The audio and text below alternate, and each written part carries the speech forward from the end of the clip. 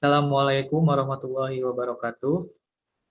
Kami peserta Latsar CPNS PPSDM Regional Bandung, Angkatan 23, kelompok 4, akan mempresentasikan analisis isu global dengan tema pandemi COVID-19.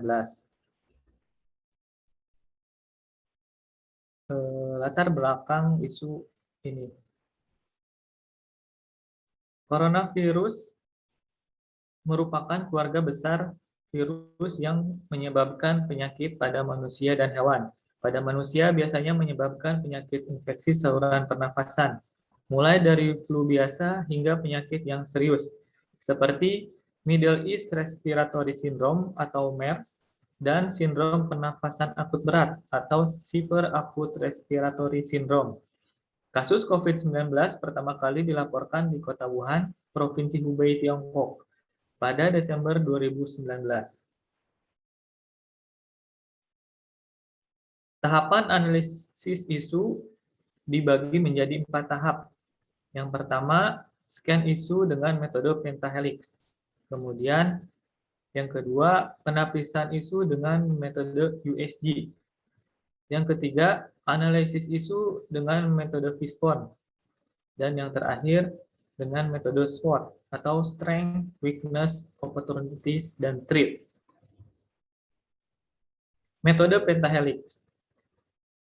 Metode pentahelix adalah metode untuk menganalisa dan memetakan isu-isu kritikal yang melibatkan berbagai pihak, sehingga akan terbangunnya sebuah sinergi antara kerangka berpikir untuk merumuskan isu dan kerangka bertindak berbagai pihak secara kolaboratif untuk menyelesaikan isu. 5 elemen metode pentahelix adalah yang pertama, government atau pemerintah. Kemudian yang kedua adalah academics atau akademisi. Yang ketiga, bisnis ya atau pebisnis. Yang keempat, community atau masyarakat. Dan yang terakhir, media. Ya. Identifikasi isu akan dibahas oleh rekan saya, Muhammad Mulyawan. Baik, terima kasih Kang Fajar. Saya akan menjelaskan identifikasi isu sampai dengan analisis masalah menggunakan metode-metode USG atau Urgency, Seriousness, dan Growth. Analisis mengenai USG, mengenai teori dan komponen metode pentahelix yang sebelumnya sudah dijelaskan oleh Kang Fajar. Berikut ini pengelompokan isu yang berkaitan dengan 5 komponen pentahelix. Yang pertama, di sektor pemerintahan. Terdapat 3 isu yang terkait, yaitu pemberlakuan kebijakan PPKM yang saat ini mendapatkan isu utama di tengah-tengah masyarakat. Yang kedua, vaksinasi yang belum merata karena sebagian besar terfokus di Jawa dan Bali, serta fasilitas vaksinasi yang tergolong masih sulit ditemukan pada daerah tertentu. Selanjutnya, lumpuhnya sektor perekonomian karena adanya pembatasan pergerakan masyarakat yang menyebabkan daya beli masyarakat berkurang. Lalu sektor selanjutnya ada di sektor akademis, yaitu belum efektifnya pembelajaran daring. Dengan keterbatasan teknis dan non-teknis, pembelajaran jarak jauh dinilai masih di luar ekspektasi yang diharapkan oleh para pelajar atau mahasiswa. Yang ketiga di sektor bisnis, yaitu dinilai terdampaknya besar karena adanya wabah pandemi COVID-19 dan terdapat 2 isu penting, yaitu banyaknya sektor usaha yang gulung tikar, dan yang kedua, pengurangan tenaga kerja. Untuk sektor selanjutnya, dari komunitas, dalam hal ini di kalangan masyarakat, yaitu masih banyaknya kalangan masyarakat yang abai dengan penerapan protokol kesehatan. Dan yang terakhir, di sektor media, terdapat isu yang cukup serius, yaitu masih banyaknya pemberitaan yang simpang siur atau banyaknya hoax, pemberitaan yang tidak benar terkait COVID maupun vaksinasi. Selanjutnya, saya akan menjelaskan mengenai metode USG. Metode USG adalah salah satu metode scoring untuk menyusun urutan prioritas isu yang harus diselesaikan. Proses untuk metode USG sendiri dilaksanakan dengan memperhatikan urgency, seriousness, serta kemungkinan berkembangnya masalah tersebut menjadi semakin besar. Untuk skala penilaiannya, metode USG menggunakan skala 1 sampai 5, di mana untuk skala terendah diartikan sebagai sangat tidak penting dan skala tertinggi diartikan sebagai sangat penting. Berdasarkan isu yang sudah kami identifikasi sebelumnya, isu tersebut kami nilai berdasarkan komponen USG, di mana yang pertama terkait pemberlakuan kebijakan PPKM. Urgensinya kami beri nilai 4, seriousness 5, growth-nya 4, sehingga totalnya menjadi 13. Isu yang kedua, vaksinasi belum merata. Kami beri nilai urgensinya 5, seriousness-nya 5, growth-nya 4, dan totalnya 14. Selanjutnya, pembelajaran daring yang belum efektif. Kami beri nilai urgensinya 3, seriousness 4, growth-nya 4. Sehingga nilainya menjadi 11. Lalu, isu yang selanjutnya pengurangan tenaga kerja. Urgensinya 4, seriousness-nya 4, growth-nya 5. Masyarakat yang tidak patuh protokol kesehatan, kami beri nilai urgensinya 4, seriousness 4, growth-nya 3, sehingga nilainya menjadi 11. Lalu isu yang terakhir, banyaknya pemberitaan hoax terkait vaksinasi. Kami beri nilai urgensinya 3, seriousness-nya 4, growth-nya 3, dan totalnya menjadi 10. Dari skala penilaian tersebut, dapat disimpulkan bahwa isu yang memiliki nilai tertinggi adalah isu tentang vaksinasi yang belum merata.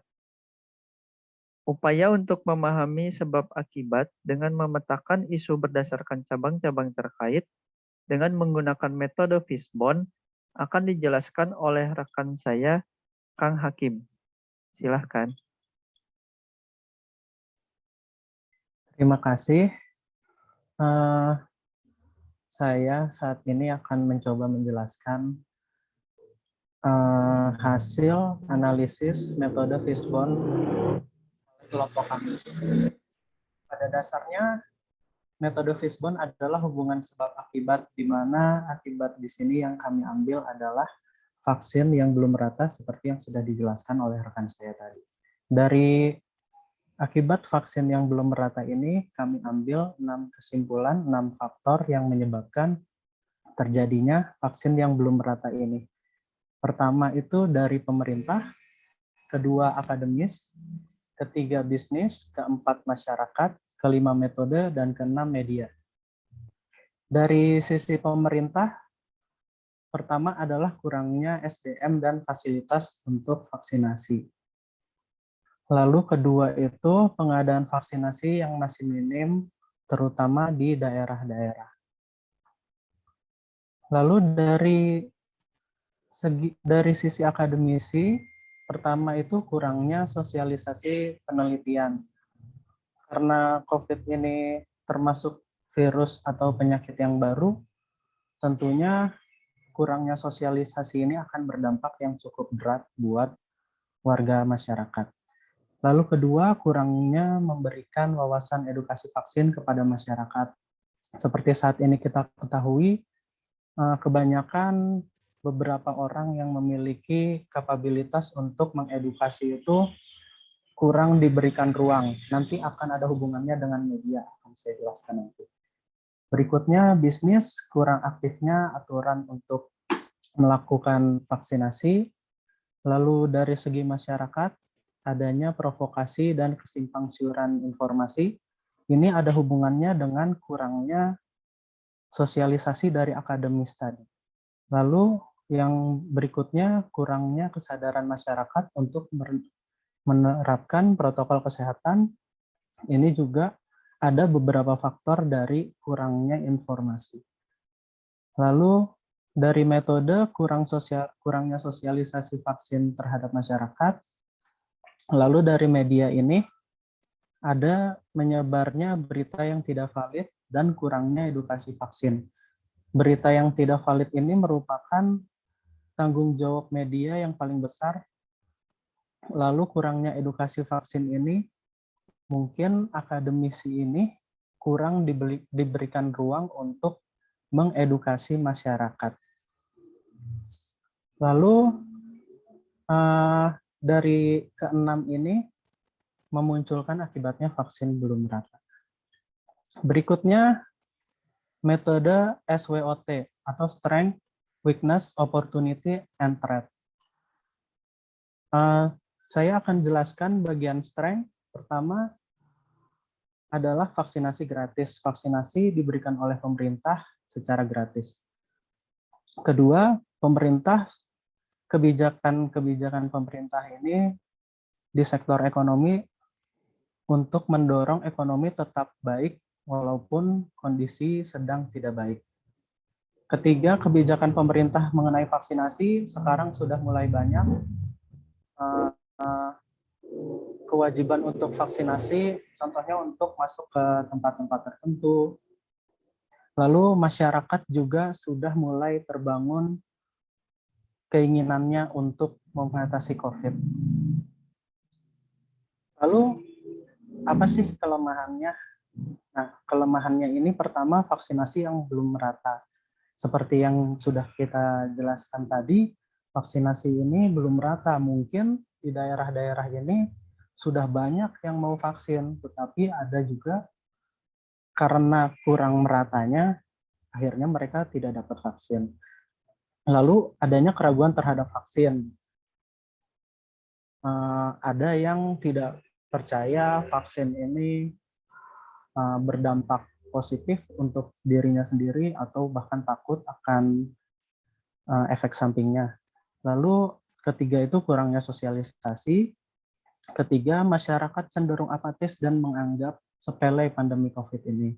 Salah satunya ada juga yang merasa COVID ini bukan penyakit yang berat, toh banyak yang sudah sembuh, tapi pada dasarnya kan tidak seperti itu. Baik, untuk berikutnya bagian opportunity dan threat akan dijelaskan oleh rekan saya, Robi Ditya.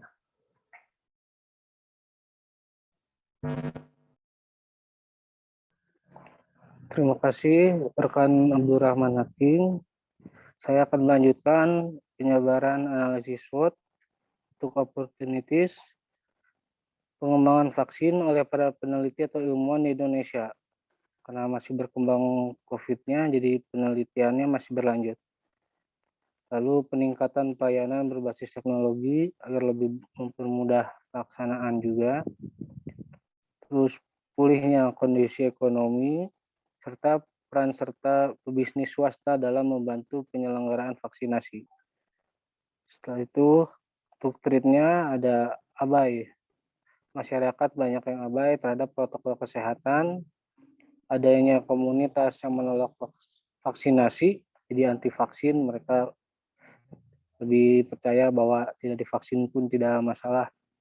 Terus masih adanya varian baru COVID-19 yang tingkat penyebarannya tinggi dan kebal terhadap vaksin. Lalu tingginya tingkat pengangguran, masih banyaknya berita tidak benar, hoax yang mengenai vaksin, serta lumpuhnya sektor perekonomian. Rekomendasi strategi penyelesaian masalah, isu hoax terkait vaksinasi, akar masalahnya itu mudahnya masyarakat terprovokasi isu tidak benar mengenai vaksin. Untuk rekomendasi strategisnya, dengan cara melibatkan peran tokoh masyarakat seperti pemuka agama, tokoh adat, dan public figure dalam membangun perspektif positif mengenai vaksinasi agar masyarakat tertarik dan menerima program vaksinasi untuk bersama-sama mensukseskan vaksinasi COVID-19. Karena masalah kedua, adanya gencaran sosialisasi vaksinasi melalui media atau pesan singkat dan kurang akuratnya berita mengenai vaksinasi yang tersebar di media. Rekomendasi strategis yang dapat diambil itu memberikan berbagai jenis media sosialisasi seperti sosialisasi di tingkat RT RW, sosialisasi melalui media sosial, iklan layanan masyarakat yang bersumber dari media resmi pemerintah, sehingga berita yang tersebar merupakan berita yang valid. Lalu akan masalah terakhir, pengadaan vaksin yang masih minim, terbatasnya sumber daya tenaga kesehatan, dan fasilitas vaksin yang masih kurang. Rekomendasi strategis yang dapat dilakukan itu mengalihkan anggaran pada sektor tertentu untuk memaksimalkan penanganan COVID, seperti pengadaan vaksin, produk dalam negeri, menurunkan biaya pengobatan, dan pengadaan tenaga kesehatan secara masif.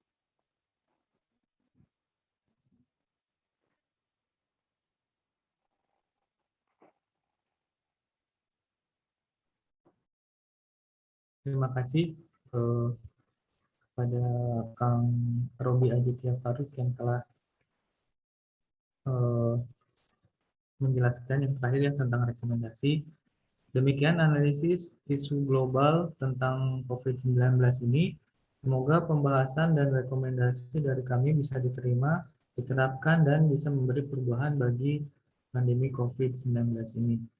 Terima kasih. Assalamualaikum warahmatullahi wabarakatuh.